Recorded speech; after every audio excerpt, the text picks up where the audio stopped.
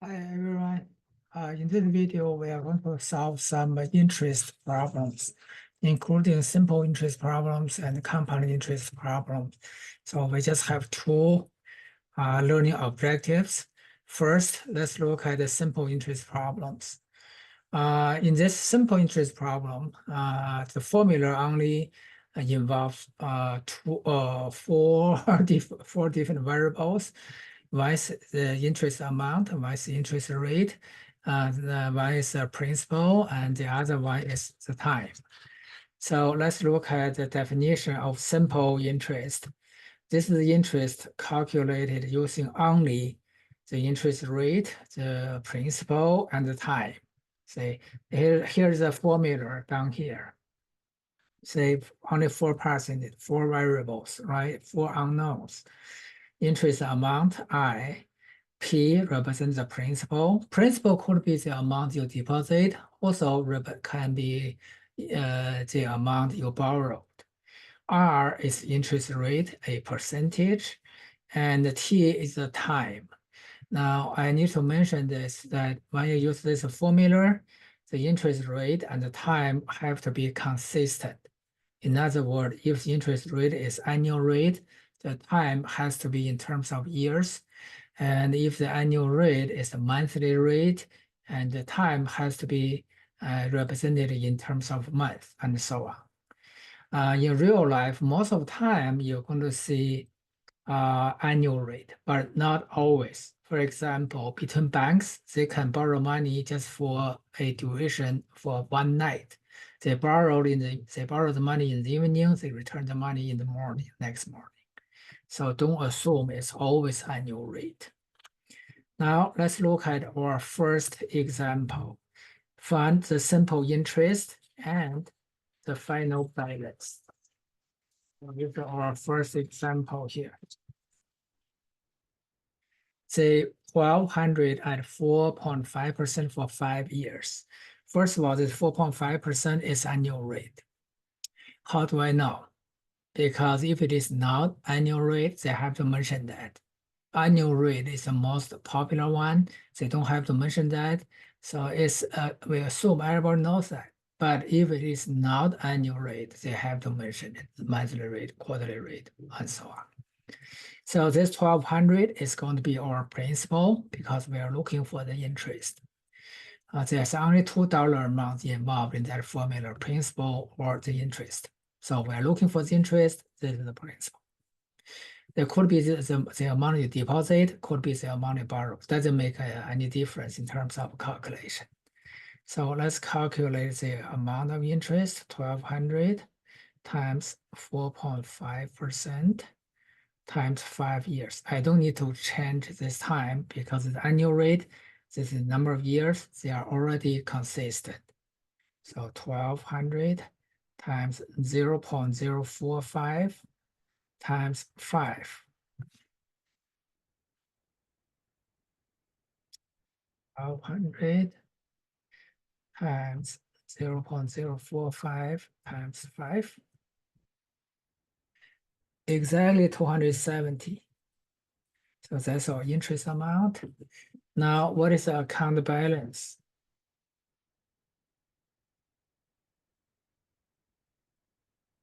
We use the principal plus the interest. That's the account balance. If you deposit the money, that's the total account value. If you borrow money, this is going to be the total amount you need to return, you need to pay back. So 1,200 plus 270, that's $1,470.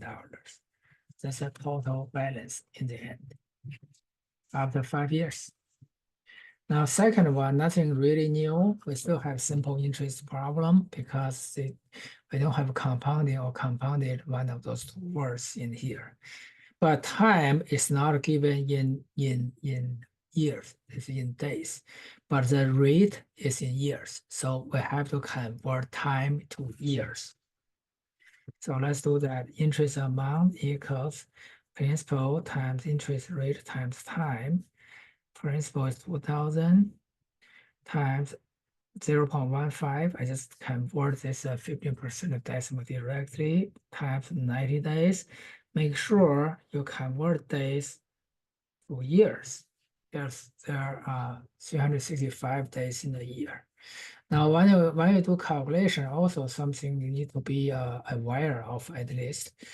If you want to do this division first, you want to have multiple decimal digits to avoid big rounding errors, because any rounding error generated from this division will also be multiplied by other numbers. If this number is big in real life, it is way bigger than 2000 most of the time. Then you exaggerate your rounding error by many, many times. That means your final answer is out of control. So the way to do that actually is multiply all of this together and then divide by 365. And then we do the rounding if necessary. That means we only do the rounding at the end of it so that we can control the error, because we can determine how many digits we want to have. So we are in control. 2000 times 0.15 times 90 divided by 365. So rounded to 2 decimal digits, $73.97. See, we are off by less than 1 cent for sure. So this is the amount of interest. What is the account balance? So we use the initial value, principal plus the interest amount. So this is the easy one, 2070 $3.97. That's our account balance. You just add $73.97 to $2,000. Now let's look at another example. This one looks like an application problem. Sandy knows that $6.8 was deposited in her savings account after 3 months.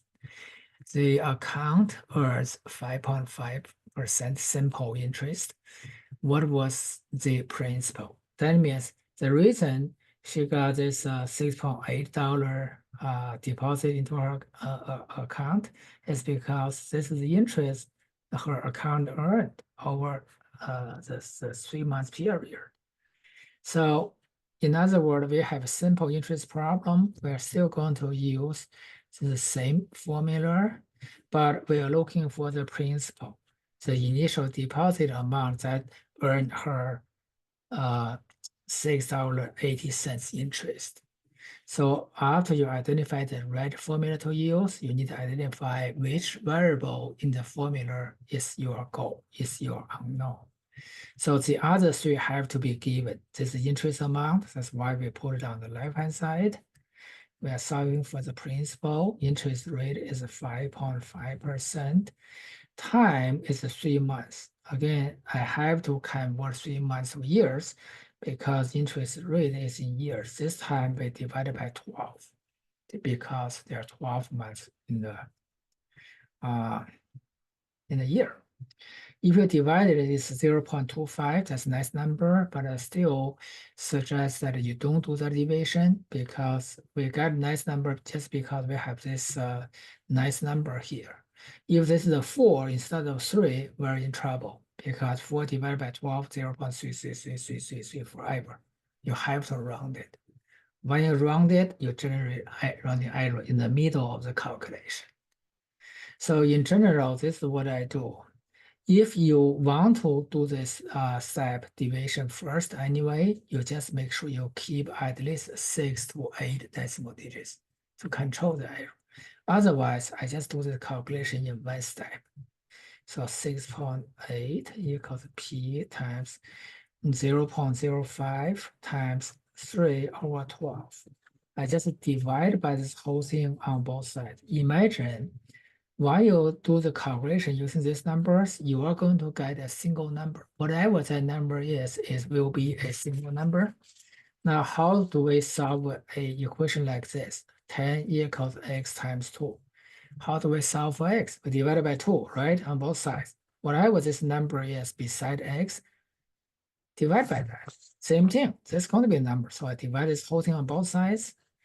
I get 0 0.05, 0.55, sorry about 0 0.055. I still have enough room here. 0 0.055 and times 3/12. So this cancels since you divide it on both sides. Cancelled, you only get p left. Now, when you do division using calculator, make sure you use the parentheses to surround it. When the calculator detects that you have parentheses to surround this whole thing, the calculator will do all of this calculation, no matter how many steps first, to get a single number on the bottom. Then it will use this number on the top divided by the number on the bottom, just like a human being will do. So I'm going to use the calculator to do the whole thing. I don't want to write any middle step to control the error. Divided by parentheses 0 0.055 times 3 divided by 12. Yeah, 3/12 means 3 divided by 12 equals, that's going to be our final answer for the $494.55. So our error is smaller than 1 cent. But that's our principle. Move on. Next one. Pedro knows that his new balance at the end of the year is this one. If the account earns a 6% simple interest, what was the principal? So now we're looking for the principal, but this number is the new balance. That means this is the amount of the original principal plus the interest. So like this, final balance or new balance equals the principal plus interest. Remember, there's a formula we learned to calculate the interest, PRT, right? This is the principal, the same principal. Principal plus interest equals the final balance, right? It's like balance, final balance. In this formula, actually, we can factor out P, rewrite it in different format, but this is the same formula, by the way. It's just easy to do calculation. In other words, this is the final balance. This is 1,441.60 should be in this place. And we are looking for the principal, and we have to have this interest rate and time given. This interest rate and at the end of year, they measure how much time. Apparently, this is just one year of time. Otherwise, we have to mention that. So we have time, we have interest rate, we have final balance. We just need to find out the original deposit amount. So let's read on the next page. So final balance of 1441.60 equals principal 1 plus interest rate is 6% times T is 1 year. And now 1441.60 equals principal. 6 is 0.06. This is 1 plus 0.06. So 1.06. So P equals 1441.60 divided by 1.06. Let's see what we get. 1441.60 divided by 1.06. Well, this is exact number, 1360. So 1360. That's his beginning balance at the beginning of the year. So after the whole year, his new balance is going to be this number, $1,441.60. Now let's look at our next learning objective: solve problems involving compound interest. This is the compound interest formula. Let me mention the components in this formula. And this is the account balance. Even though this is called the compound interest formula, it doesn't calculate interest directly. Instead, it calculates the account balance, which means it includes your own deposit, which is P, and all of the interest you earn over the years. So together is this balance. And this R interest rate, annual interest rate, and this is the important part. This is where people make mistake actually. N represent how many times your account is compounded in the year. Say N represents the number of compound periods per year. So how many times your account is compounded per year. And T is time in years. T represents time in years. So first, when you have a new problem, identify you have compound interest problem before you use this formula. If you have simple interest problem, don't use this formula. Now, example 4, find the final balance and the interest. In other words, find the account balance and how much interest we earn. Now, we just have 2 examples. We do this one by one. First, we deposit 15,000 at 12% compounded annually. See, they have to mention this word compounded or compounding to show that it is compounding interest formula for 4 years. Now we are already told we need to find the interest amount and balance. We find balance first always because that formula is about final balance formula. So balance equals initial deposit 15,000. 1 is part of formula, never change 1. Interest rate is 12%. Over N, say compounded annually. Annually, this word means once a year. So we only compound 1 time per year. That is our N in the formula. N represents how many times your account is compounded. So this is the 1. And then to the power of NT. N is same N here. This is the same N. 1 times time. Time is in years, is 4. So now after that, we just do the calculation. 1 plus 0.12 to the power of 4. So let's do that. I'm going to let the calculator do the whole thing inside the parentheses. So 15,000 times parentheses 1 plus 0.12, close the parentheses, the power of 4 equals. So this is total account value after 4 years, $23,602.79. Now this is total account value. What is interest? You cannot use simple interest formula to do the calculation because it's not simple interest account. Then how do we calculate the interest then? Interest equals to your own money. If you take your own money out of this balance, the rest must be interest earned, right? In other words, anything above your own money has to be from the interest to make sense. So that's why we use a final balance, subtract your deposit, which is 15,000. 23,000 minus 15,000, that's 8,000. So $8,602.79. That's your total interest. Now the last one. Yeah, this is the last example. We still deposit $15,000 at 12%, but this time we compounded semi-annually for 4 years. What is semi? Semi is half. So we compound the account every half year. Apparently, we do it twice a year. Remember, N in that formula represents how many times your account is compounded per year. So this is 2. So don't use 6 because sometimes people think, oh, every 6 months. So N is 6. No, that's not correct. N represents how many times your account is compounded. If you do it every 6 months, you can only do it twice a year. So balance equals 15,000 times parentheses 1 plus 12% over 2, N equals 2, time T is 4.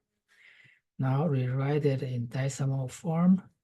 1 plus 0.12 over 2 to the power of 8. Again, I will let a calculator do the whole thing. 15,000 times parentheses 1 plus 0.12 over 2.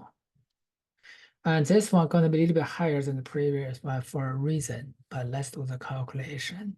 To the power of 8. Parentheses equals, say we got 50, something is wrong. Oh, 0.012, see that's like typo, 0.12, let's redo that. I know something wrong because I expect a number bigger than this previous number. Let's redo that times parentheses 1 plus 0.12 over 2, yeah, to the power of 8 equals, say, $23,907.72. Now let's look at the interest. We use the new balance $23,907.72 minus 15,000. 23 again minus 15 is 8. $8,907.72. Say if you compare this to this, it's about $300 higher. Everything the same, you deposit the same amount, same interest rate for the same amount of time. Only difference that you compound it more frequently. What that mean? Compounding more frequently. You calculate, actually in the real life, they calculate your interest every half year. As soon as they get the interest, they put that interest back to the principal so that the interest become part of your principal to earn you more interest. In the previous one, we compound annually, they have to wait until the end of year to put the interest back to the principal for the interest to work for you to earn more interest. Time is money. That's why the more frequently you compound it, the more money you get because you put money into work earlier. And that's all for this video. See you in the next one.